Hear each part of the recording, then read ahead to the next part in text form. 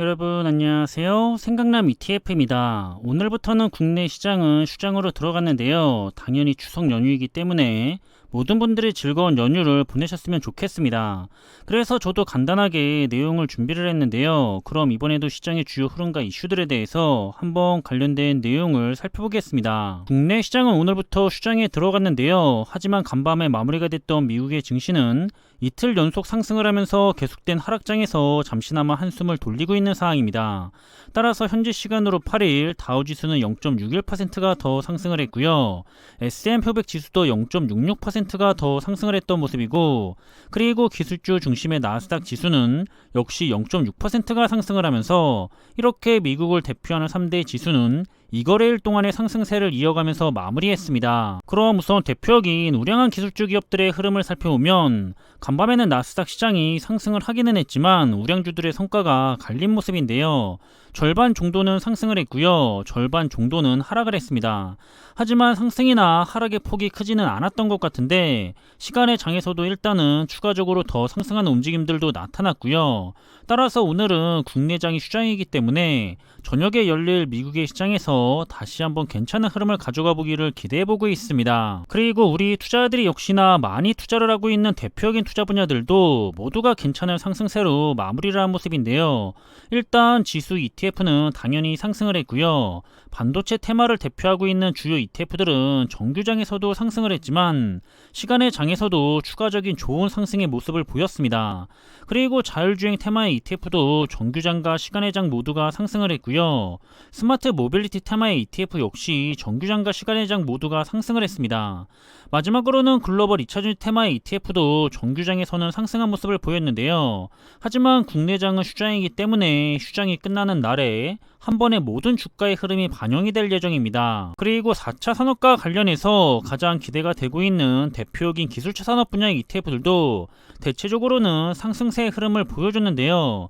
하지만 메타버스 테마의 ETF가 정규장에서는 상승을 했지만 시간의 장에서는 더 크게 하락한 모습으로 마무리를 했기 때문에 다소 아쉽다는 생각이 들고 있고요. 국내장과 관련이 있는 클라우드와 사이버보안 ETF는 사이버보안 ETF가 정규장에서는 약간 하락을 했지만 시간의 장에서는 반대로 더 크게 반등을 하면서 장을 마무리를 했고요. 반면에 클라우드 ETF는 정규장이나 시간의 장에서 모두 좋은 상승세의 흐름을 이어간 모습입니다.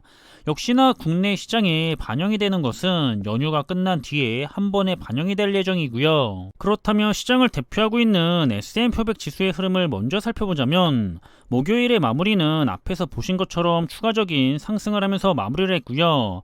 따라서 주가는 4천선을 다시 회복을 했습니다.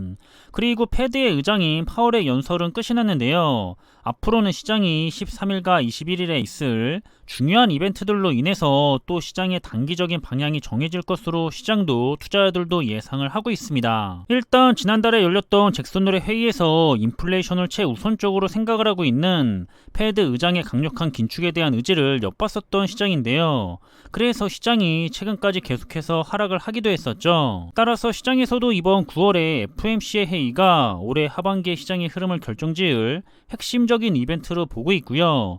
이번에 0.5%의 금리를 올릴지 아니면 기존처럼 0.75%의 금리를 올릴지에 대해서 주목을 하고 있습니다. 그리고 이렇게 21일에 있을 FOMC 회의 이전에 금리 인상에 대한 폭에 대해서 결정적으로 영향을 미칠 이벤트는 그보다는 먼저인 13일에 발표가 될 미국의 8월 소비자 물가지수인데요. 여기에서 의미 있는 하락세가 나타나지 않는다면 패드가 강력한 긴축을 하는 데 있어서 큰 영향을 줄 만한 요소가 되기 때문에 당연히 시장은 주목을 하고 있고요.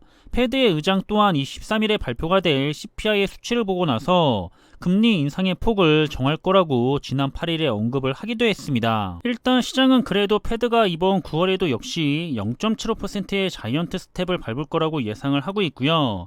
하지만 이제는 0.5%를 올리던지 아니면 0.75%를 올리던지가 중요한 시점은 이미 지나갔다고 보고 있습니다. 왜냐하면 패드의 주요 인사들이 모두 최종 금리에 대해서 4%대를 언급하고 있고요. 따라서 이런 자이언트 스텝과 같은 비정상적인 큰 폭의 금리 인상은 이번이 마지막이 될 거고, 따라서 긴축은 앞으로 한두 번만 더 올리게 되면 끝난다라고 보고 있습니다. 그래서 채권 시장에서는 내년 초가 되면 금리 인상은 중단이 될 거라고 보고 있고요.